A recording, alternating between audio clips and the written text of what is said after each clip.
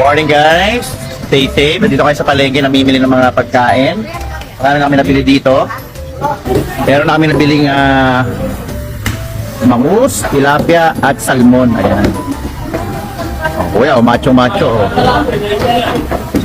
Ayan, pinapatay yung yung tilapia kung patay.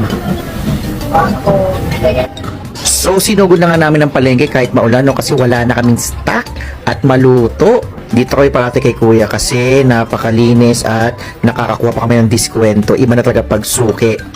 Laging fresh ang mga isda dito guys. So before nga kami mamalengke ng mga isda, bumili na kami ng mga ibang mga ricados, mga sibuyas, bawang.